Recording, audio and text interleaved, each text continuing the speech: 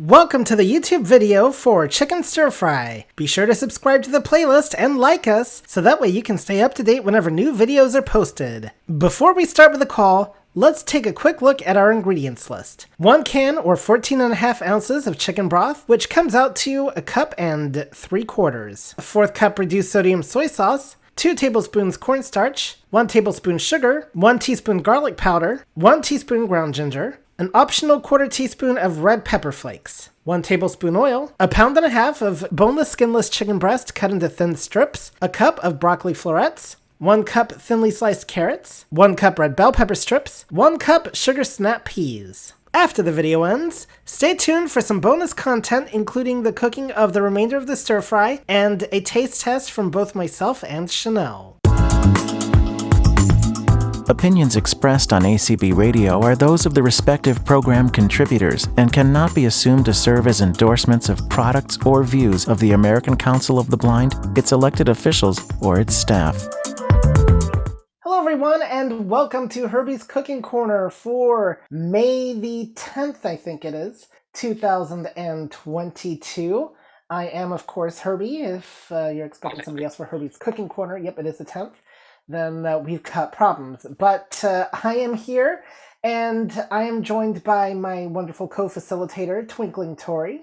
Hello. Hello. And today we are going to be making chicken stir-fry. Or mushroom stir-fry. Or mushroom stir-fry, depending on which branch you want of the food chain there. And I'm also joined by our wonderful host today, Tom Terrific. All right, let's get on to the kitchen food now, and this recipe that I got actually comes from McCormick. I found it with Google. I had one from Sheila's Recipe Swap, but that one looked a little bit complicated, and I wanted to do something a little bit more straightforward for this call. But there are a number of ways you can do chicken stir fry, and throughout the call we will talk about some of the different methodology or different ingredients. I know a common method is to use cooking sherry, and I have honestly never cooked anything with that, so that's why I chose not to worry about that for this particular call. But if you search for chicken stir fry recipe McCormick on your search engine, you will find the exact recipe that we are doing today. So there's 2 aspects to the stir fry. We need to get the sauce ready, and then we need to deal with the chicken. So we're going to start with the sauce. And the first thing that we need is a can of chicken broth, specifically 14 ounces of chicken broth. And this already has proven to be a bit of an issue. I could not find chicken broth in a can. The best I could find for any kind was the type in a carton, which is 32 ounces. So I'm just going to guesstimate as best I can if I'm using half the carton. Well, maybe there's an easier way after all. Computer, Amazon, how many cups is 14 ounces? 14 fluid ounces is 1.75 cups. All right, so I think that's a cup and a third, which I actually do have that. I apologize, folks. I only just thought of asking Amazon that. And by the way, when you do have questions, we're just taking questions on... Herbie, didn't she say 1.75? Yes. Didn't she say 1.75? Well, Yes. 0.75 would be 3/4, so it's 1 3/4 cups. Okay, actually, yeah, you're right. So, I think I do have that as well. You're welcome. You're welcome. Math was never one of my strongest subjects, so... Oh, good job I can do math then, isn't it? Exactly. All right, so let us see here. Do I have my 3/4 cup? I do.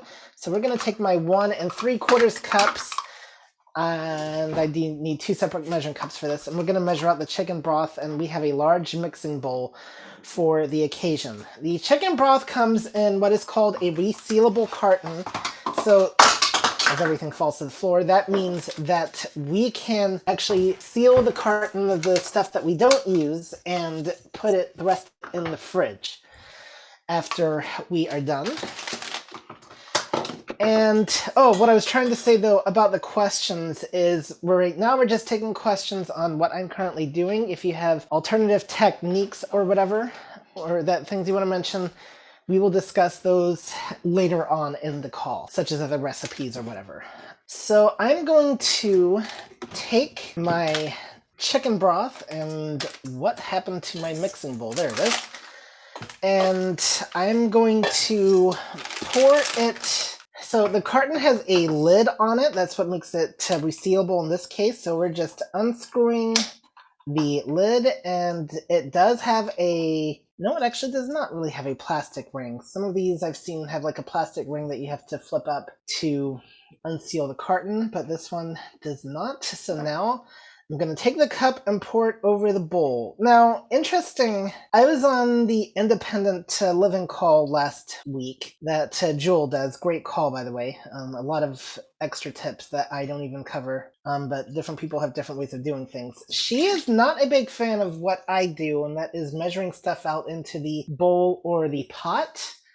But I find it creates a lot less mess, and unless you need a precise measurement, then a little bit of extra isn't going to hurt anything. Those are two different schools of thoughts in there, and you can decide which one you want to adopt. And yes, I do take advice from... Personally, I do your one because then I got less dishes to do. Yep, okay, so Tori agrees with me on that one. All right, but like I said, if it's a situation, and maybe with cracking eggs, if you're not good with that, I could see where you would not maybe want to, but I thought I would mention that. So, okay, where are we going to put this in the fridge? Somewhere out of the way for now, and I'll find a better place for it later. Okay, so chicken broth is now in the fridge. And I got a little bit on my hands here, so I'm just going to wash it off before dealing with the next stuff. Okay, so after the broth, we are going to need 1 1/4 cups reduced sodium soy sauce. I'm sorry, 1/4 cup reduced soy sauce. That matters. A 1 1/4 cups versus a 1/4 cup. That really does matter, even from somebody that got a D in math in college. I do appreciate how much that matters.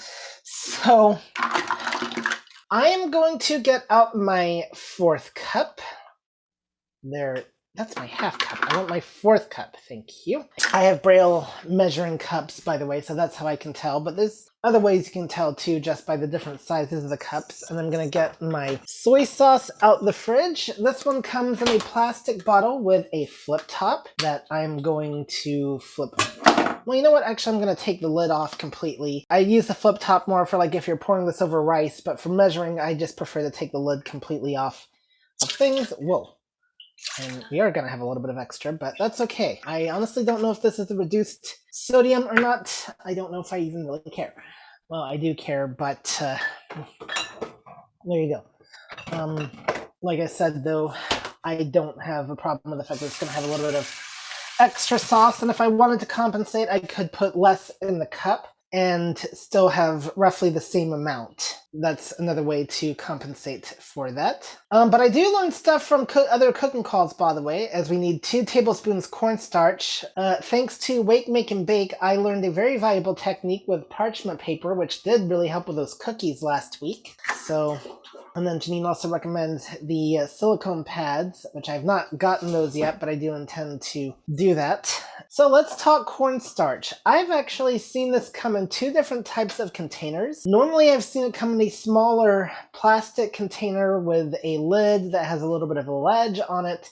But the one I got from Amazon Fresh comes in a jar, more of a plastic jar with a bigger lid. And before I continue yakking, do we have any questions at this point? Yeah, I think there is one hand raised. I believe it is Piggy Ann. Hi. Yeah, I have 2 questions. The chicken broth, how much of the chicken broth and how much of the cornstarch? 2 tablespoons cornstarch, which I'm pouring in right now, and 14.5 ounces of the chicken broth, or 1 1/3 cups. Okay, thank you. Cup and 3/4, Oh yeah, that's right. Yes, a cup and not 3/4 a cup and a third. yes, a cup and 3/4 of the chicken broth. You do So- have another hand raised. Gerald's hand is raised. All right.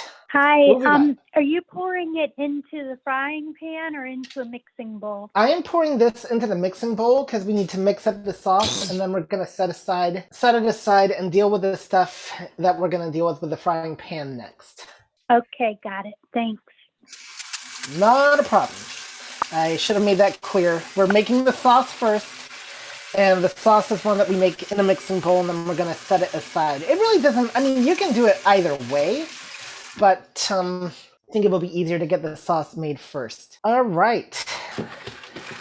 Perfect. Well, thank you there, Tom Terrific. Tom Terrific is this is the first time he's hosted a call that's being streamed, and he is doing a terrific job. So the cornstarch is a very interesting substance. I already poured it in, but how to describe it, Tori? Like, how would you describe the texture of cornstarch? Kind of silky but greasy at the same time. Yes, I think that does about sum it up. And the nice thing about it is with the texture. If you I've seen baking powder come in the same type of container. So if you have the smaller cornstarch container, and you also have baking powder, they can come in the same type of container. And the way to tell the difference is, without using any adaptive equipment, might just be telling by the way they feel. Baking powder is going to be powdery, but cornstarch is going to have its unique texture. It's really important to know how things feel, because that might be your only way of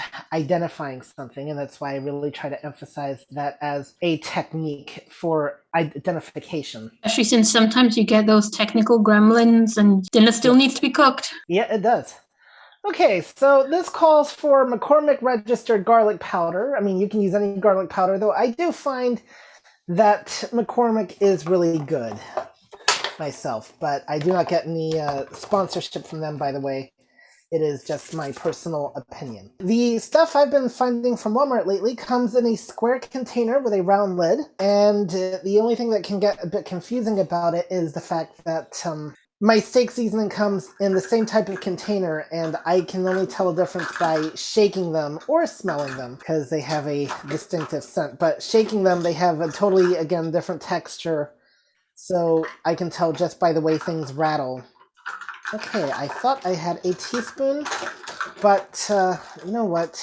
We'll just make use of the tablespoon again, and it'll be a little bit, we won't quite fill it up, but garlic is good, so I personally don't mind a little bit of extra. All right, that's about a half a tablespoon that we will pour in. And I'm sad because I can't put garlic in mine today. Oh, your vampire dad is coming. Oh, I'm sorry. Yep. Vampires aren't supposed to come till... Oh, that's right, we determined he likes the dark. If you missed it a couple weeks ago, we actually did really and truly determine that Tori's dad has the qualifications of maybe being a vampire. So he likes the dark, he likes blood, he does not like garlic. The only problem with that is he donates blood. He donates blood? Oh, okay. Yeah, well, let's just being technical. Exactly. We're getting comments from the audience here that really should probably raise their hand even though they're in the same room. And then, of course, it calls for ground ginger, and the recipe is going to say McCormick ginger, of course, because, well, the recipe comes from McCormick. But you can use any brand you want. I honestly don't remember which brand I have, but the one I do have comes in a very interesting type of container, actually. You like a hexagon shape kind of at the bottom, and then it's rounded, and then it has a very distinct lid. And then mine also nicely has a Braille label on it from when my mom was last here, so that comes in handy as well. And I can also tell just by lifting the lid and smelling. So again, ginger, you know, for me, it's something you can't have too much of, so we're gonna just, again, use our tablespoon, try to get this to pour out. Oh, you're going to be that way. You could actually try. I'm going to have ginger flying everywhere. This is proving to be interesting, so I'm going to use my finger here to just kind of gauge how much to put in. And again, I'm holding this over the bowl. I I'm not averse to ginger, so it'll just add a little bit more of a kick if it's too much ginger. And I guess we could also add ginger snaps to the recipe just to really add variety. With spices, a lot of times you can tell by the container, but these are one things that, while you definitely can use a barcode scanner for, I actually personally find having Braille labels can really be a time saver for ones that are hard to identify. But if you don't read Braille or you don't have a way of Braille labeling things, that can obviously be a challenge. So then you've got things like your sense of smell, that'll really tell you, or there are barcode scanners that can identify most things. Although sense of smell isn't guaranteed because some do smell similar. Yes. Alright, and then the last thing this calls for is some crushed red pepper. I actually do not have any red pepper, and it is optional anyway, but we will go ahead and try a little bit of regular black pepper, just a tiny, tiny bit to add in flavor. Then we are going to stir this and let it sit and deal with our chicken next. Alright, so now I'm just going to use a regular spoon for stirring. And what we're doing here is, like I said, we're mixing the sauce. Okay, things are clumping here. There we go. Thank you. So I'm having to keep everything from splashing here. But it's the cornstarch that is really thick and clumping here in the bowl. So I'm just kind of using my spoon to break it up. And just stir ever so... make sure all the sugar gets stirred in.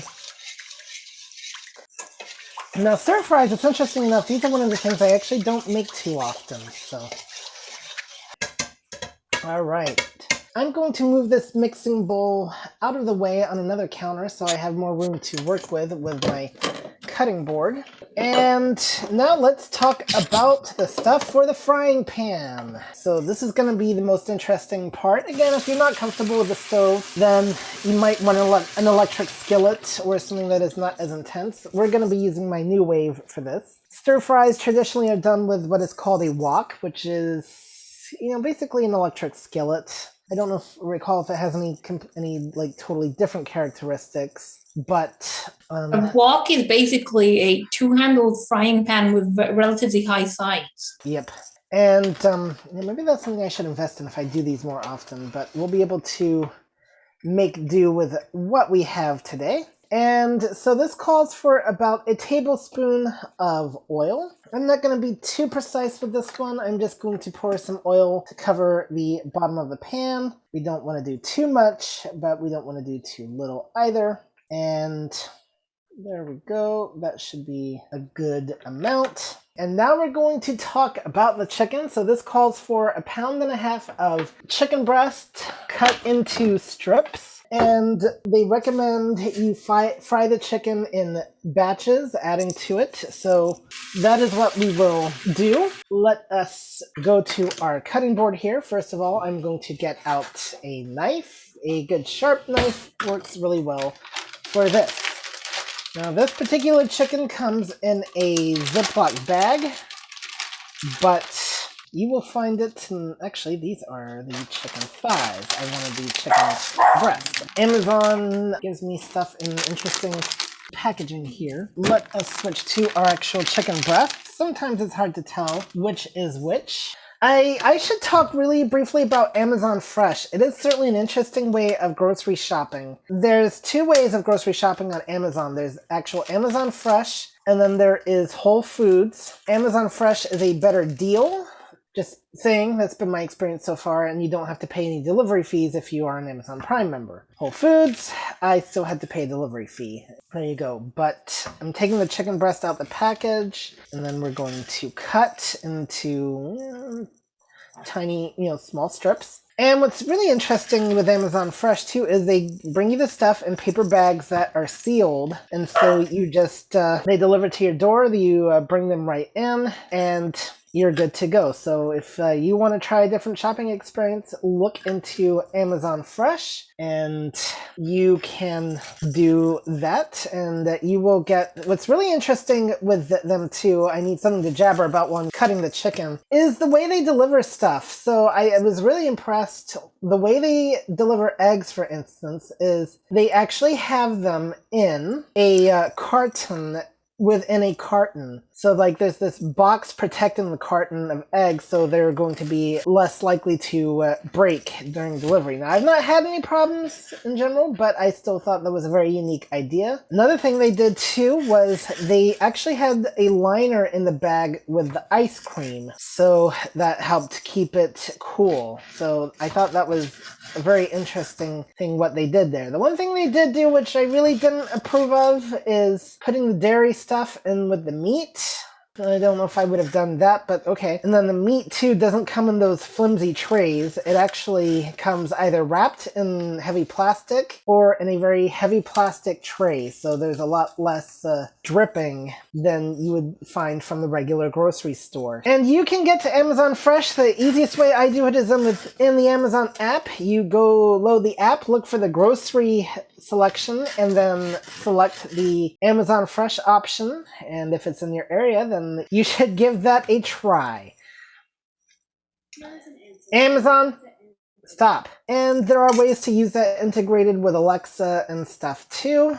I've not got to the point where I think I want to grocery shop with my Echo device just yet, but there you go. We are down to our final 2 pieces of chicken, and then we're going to deal with the veggies next. We're going to, for this stir fry, I'm going to be using broccoli, carrots, bell pepper, and there are other things you can use in the stir fry. The recipe actually recommends sugar snap peas, but I asked the missus about that, and she said, nope, ain't doing it. So I said, nope. I said I'd try it. You said you'd try it. Okay, fine. But I don't like it. I'm not going to make something that people don't like when I can avoid doing so, so.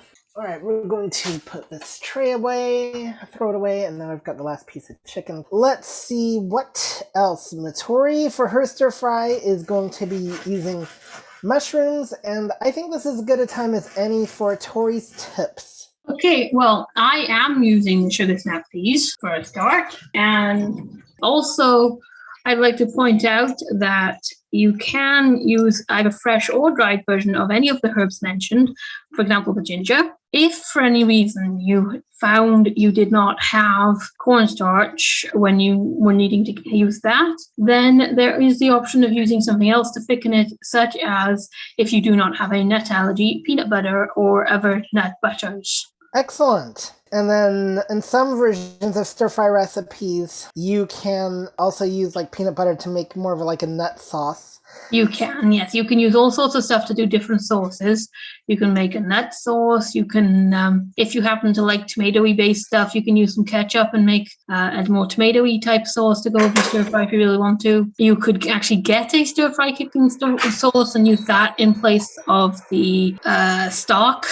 You could just make up a sauce. Like, for example, one that my brother likes to do is he will use a whole cup instead of just quarter of a cup of soy sauce, and then he will put some either honey or maple syrup and some ginger in that, and that makes a really nice stir-fry sauce. Excellent. All right, that does sound good. And we're still eagerly awaiting for him to start his own cooking show right here on the ACB community. Yeah, that's not happening. That is really unfortunate. He does this thing, it's called having a job. So, and then he does an even stranger thing. He sleeps at night. I mean, what's all up with that? Really? Wow. I try to do that, and then I wake up. I try to go to bed early last night so I can be well rested for this call, and I wake up at 4 in the morning. Okay, well, I woke up at 11 to use these rattling things. Well, I lost my watch and I wanted it to be charged. Alright, folks, so disasters are happening all over the place. I got the chicken in the pan, but then one of my earpieces fell on the cutting board with the raw meat, so I'm washing that off, but I think I'm probably gonna get a replacement headset and not wear that particular earpiece. I would take yours over the fact that I currently have a dog attempting to persuade me that rather than doing a cooking call, I should be playing ball with her. Alright, so you got a lot of strange things that can happen in the kitchen. You got a dog that wants us to play with our food even though our parents told us not to.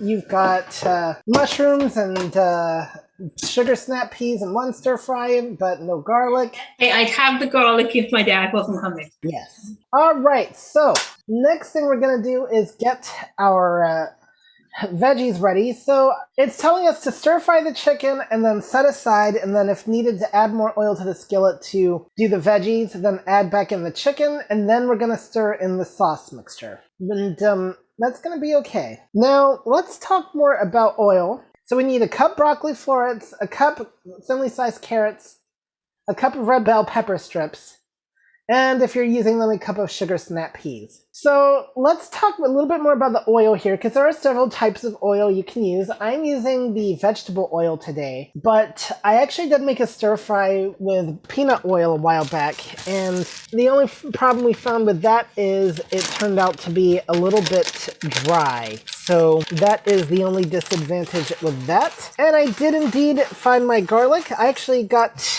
something very nice. One of the things I got from Amazon actually was a is already peeled garlic. So all I have to do is put it in the mincer and add it to my vegetable mix.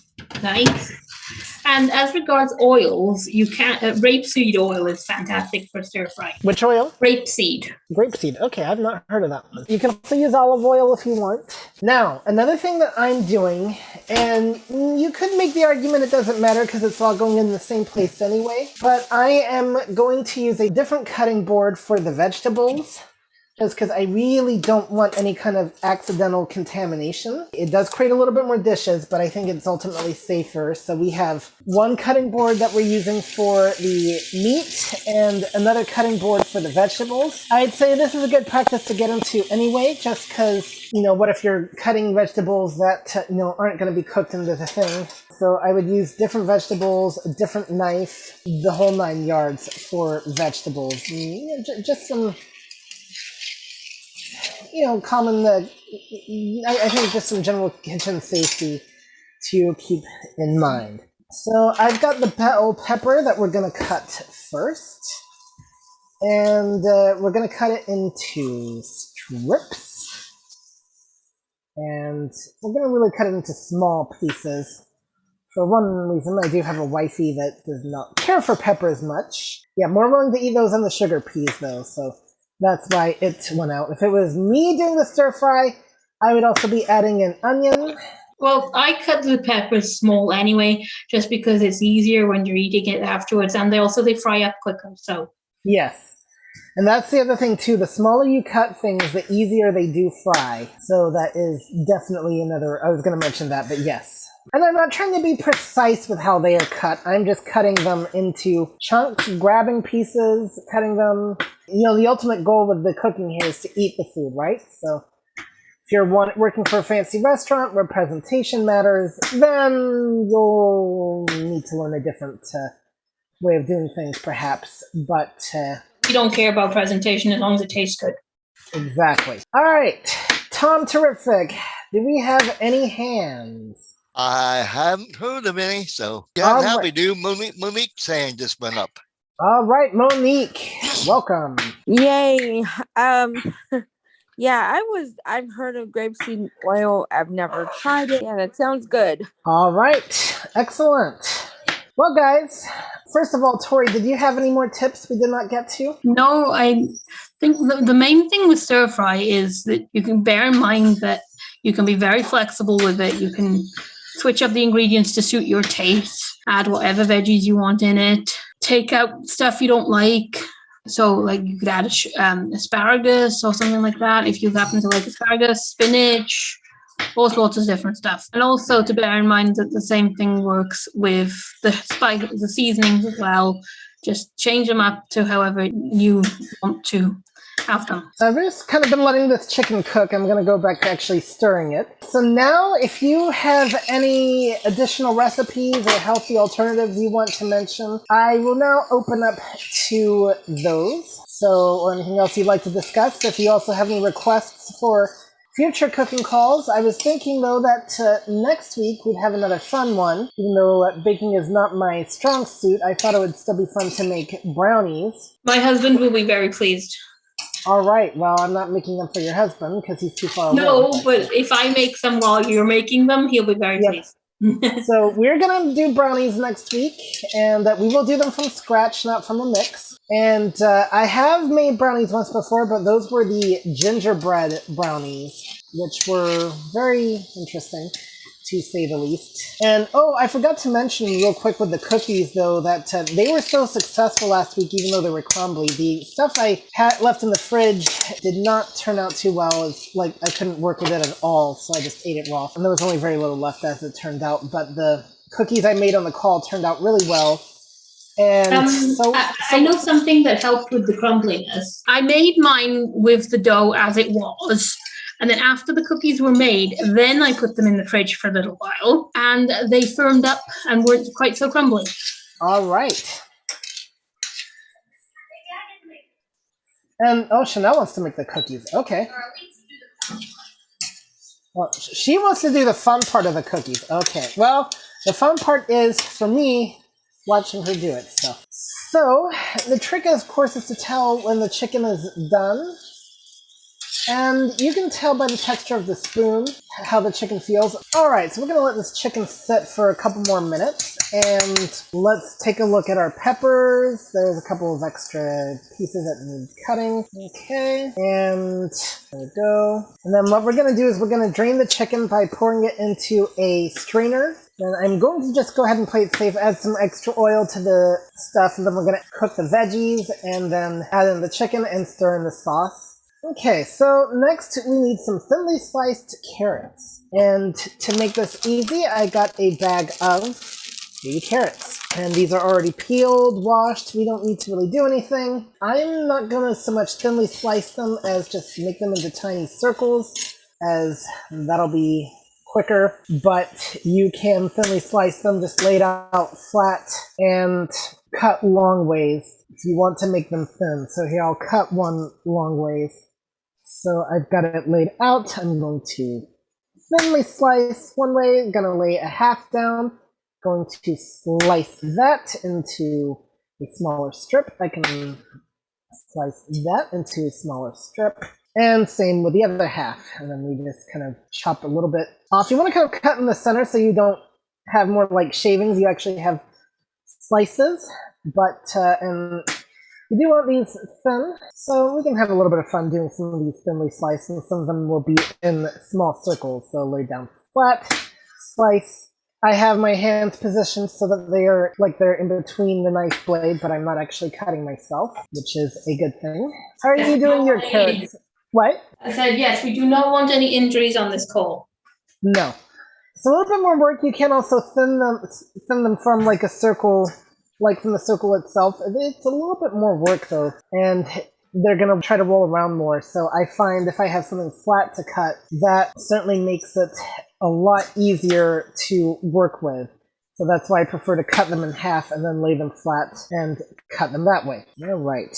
And of course, you can also do a food processor, stuff like that if you want. Mine is on the fritz, so that's why we're not doing it that way. And then the other thing that you can do for serving the stir fry, by the way, it recommends you can serve it over rice if you want. I still need to learn my Instant Pot. I got the thing, and I've just gotten so sidetracked with other things that's on my to-do list. Or you can do what I'm doing, which is rice noodles, which are really easy to do because you just let them soak in some water for a bit to soften and then throw them in your stir fry right before you throw in the sauce. Very good.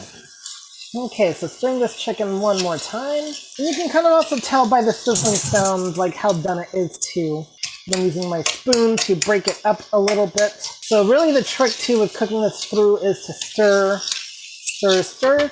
But that's why it is called a stir fry. Because you stir it while you're frying it. Exactly. Now I use my spoon to get one of the pieces out of the pan, kind of sample it and test for doneness. And get a little bit more wouldn't hurt. Now let's put our carrots away. I'm going to actually, you can seal them up. The best way is with a Ziploc bag, which is what I'm going to use.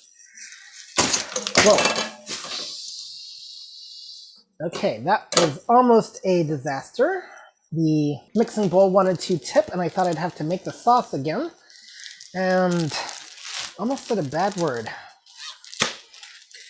Well, I'm glad that neither of those things happened. So am I. So let's deal with our broccoli, if I can find it. I know I had you out here somewhere.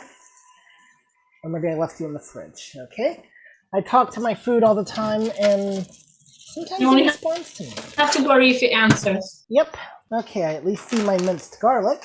We're going to add that into the mixture itself. Really, where did the broccoli go? Well, kids, if you ever want an excuse to eat your broccoli, not eat your broccoli, just say it ran away from me, which mine actually did. Okay, this chicken is done now, so I'm going to pour it into a strainer, and then we're going to find the strainer first. Which will turn up first, the strainer or the broccoli? Well, I think it's going to be the strainer because I know where it is. Oh, you got 10 before the hour. 10 before the hour? Okay, guys, so I was hoping to be done in time. I don't think we are, but, so we're...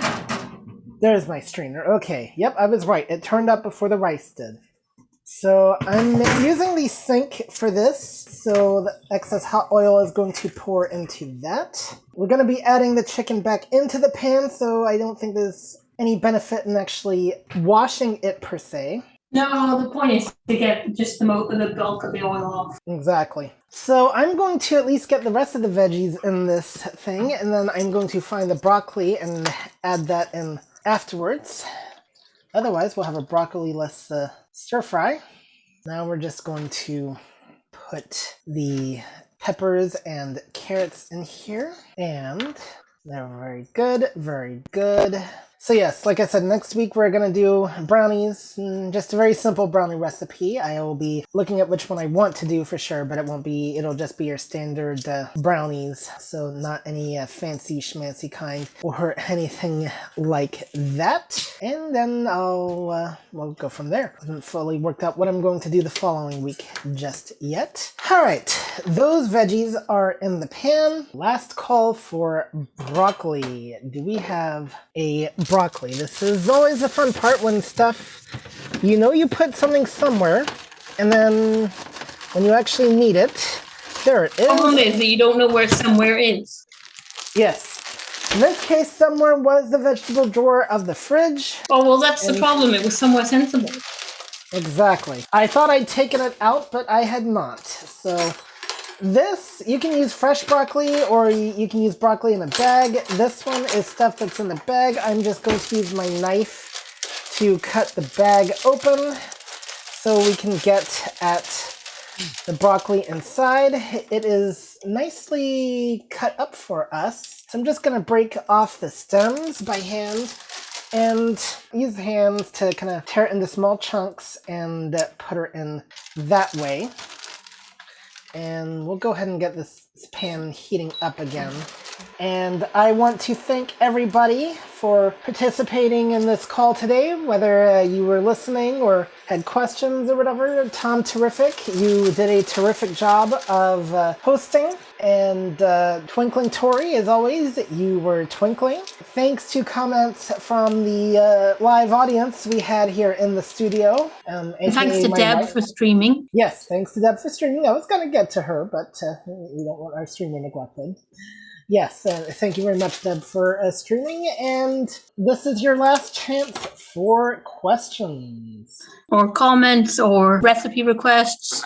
All right, well, Tori, did you have any final comments? None that I can think of. All right, guys. I'm just tearing up some broccoli here and putting it in the mixture. Once this thing actually gets heated up, we're going to get it cooking. I'm just estimating what I think a cup of broccoli would be. But again, it's one of those things it definitely isn't going to hurt you if you have too much. I didn't even measure my vegetable portions. I just put that much in, however much that much turned out to be. A lot of things with cooking is you don't have to be precise with measurements. That's the beauty of it. There you go. That is cooking, and now I'm going to tend to the garlic last. And let's take a look at this. This should be already peeled garlic that's in the bag. I just need to get out my mincer and start mincing away.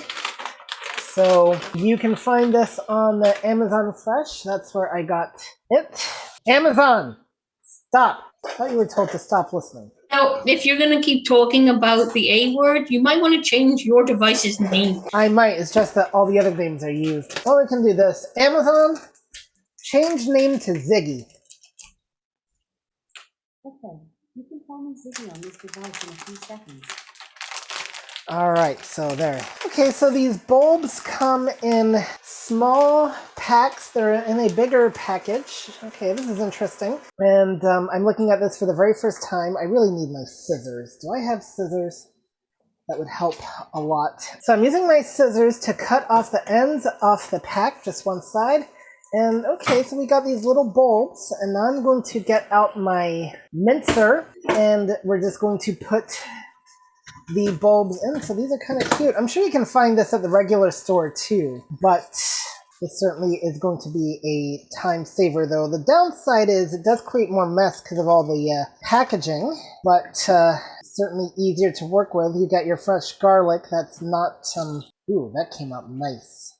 I think I'll be getting this again because I don't have to worry about all the peelings and stuff. You got 2 hands raised and 2 more minutes. Okay, guys, make it quick. Who we got first? All right, first we got Monique. Monique. Go yeah. ahead. Yes, I was just gonna say you got those from Amazon Fresh as well, right? Yes. Cool. All right, excellent. And who's last? And next up and last is Jill. I have a recipe, well, not a recipe, but a cooking idea that for a show, Sloppy Joe's. Ooh, that is definitely an interesting one. All right, I will look into that, and that might be an interesting challenge for Tori to find the vegetarian alternative, or vegan alternative rather, that doesn't involve meat crumbles. Okay, Sloppy Joe's. And you got 1 more minute. 1 more minute. All right, so assistant, make sure I don't forget that one. I'll send you a message in a minute. All right. Well, thank you, Tom. As always, thank you, everyone, and we will see you all next time. Tom, you may end the room. Okay. And hope you'll come to the breakfast bunch next hour, guys. Happening now. It's a great call. Bye. Bye. All right, guys. So we're going to do the rest of this live here for the archive. So I've gotten all my veggies in the pan. I am now going to stir them. I used 2 of the bags of the minced garlic, but I am a garlic fan. 2 of those little bags I was talking about. So I'm now going to... And I just minced it right over the thing.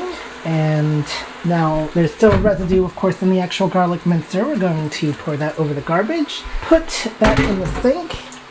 And going to wash up here.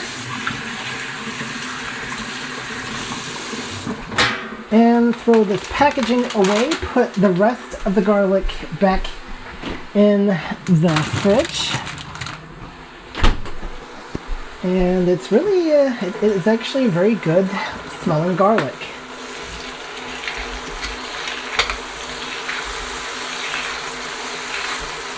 So now I'm just stirring it in.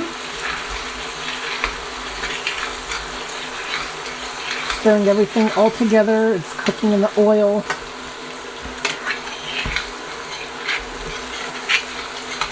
And cooking. And then what we're going to do is we're going to add back in the chicken and then the stir-fry sauce. I may give the stir-fry sauce 1 more stirring just to make sure we've got everything. Alright, so I think that's good for the veggies. We're going to now add in the chicken. And I still have it in the strainer from earlier. I'm not too worried about if there's any remaining oil or not. I'm going to pour that in. The chicken in. And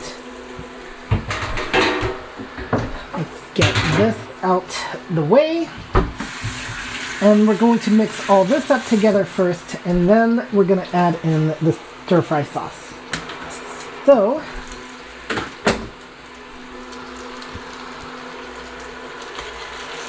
now I'm just kind of stirring. If I do this again, I may actually want to invest in a wok. That might make things a little bit easier and a little bit faster.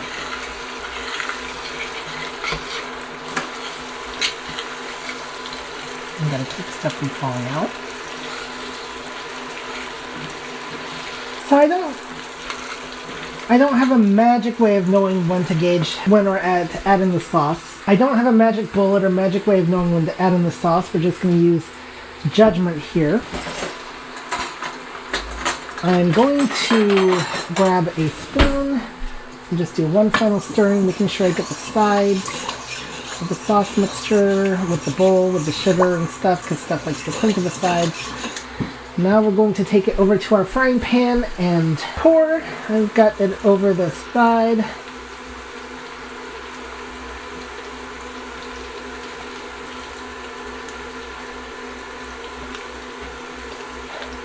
I've got it onto the side of the pan and I'm just pouring. There we go. And I'm kind of actually having to use my fingers to scrape the bottom a little bit.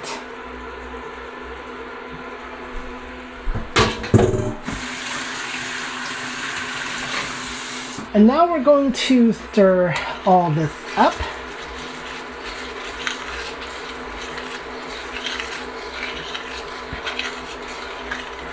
And I think it's going to make for a very interesting mixture. And we're just going to make sure that the sauce gets cooked in all the way through. So now what I'm going to do is stir it and just make sure that the sauce gets cooked in all the way through.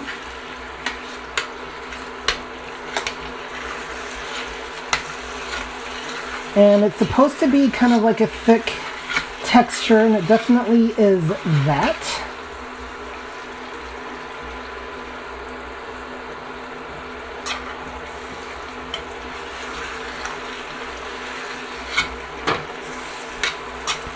Yes, this is definitely a very thick sauce. I'm just kind of going back and forth a little bit to make sure everything is mixed in all together. Very good. I think we're done now. Actually, maybe not a minute.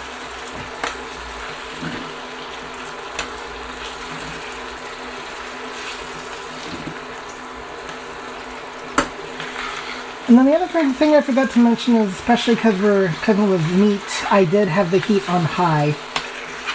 Alright, now we're going to turn this, make sure everything is centered here. Okay, now I think we're going to be in danger of overcooking it, so let's turn this off. And what I'm going to do is use our strainer again to make sure we drain everything. And so I'm going to wash it out.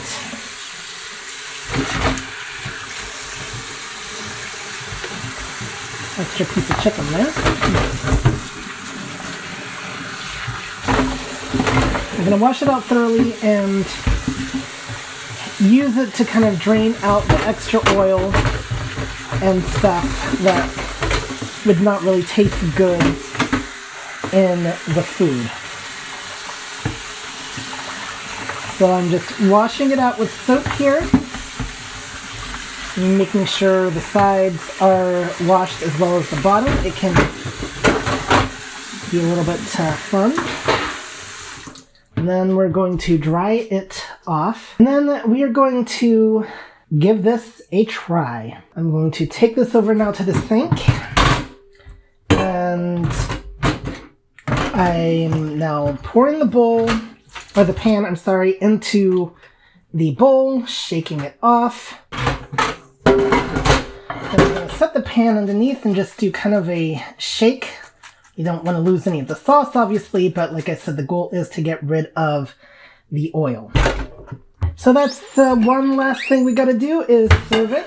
Chanel has opted not to give this a try.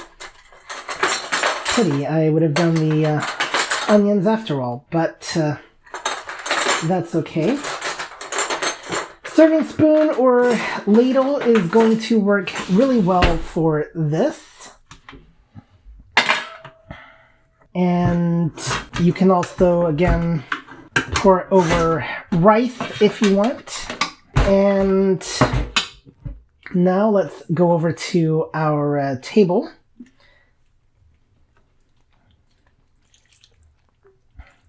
And let's go give this a try.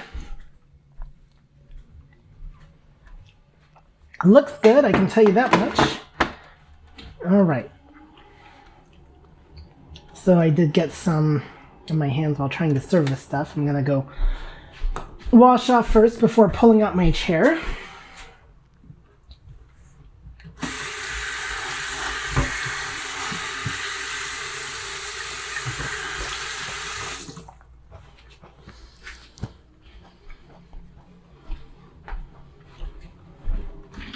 There's an extra green pepper that landed on the countertop to the right. Okay, let's now give this thing a try.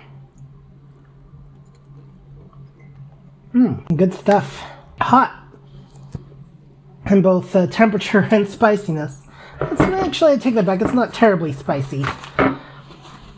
But it does have a little bit of a kick to it. But overall, I'd say this recipe was a success. Maybe I could have been a little bit faster at it, but overall, I would say a success. So Chanel has opted to try this after all, so I'm going to give you a fork.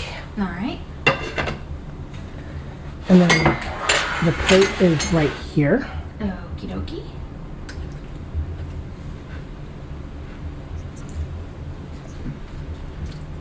Not bad. Yeah, I may want some for dinner later. All right. All right, well, there you go. It's got the wifey approval, guys.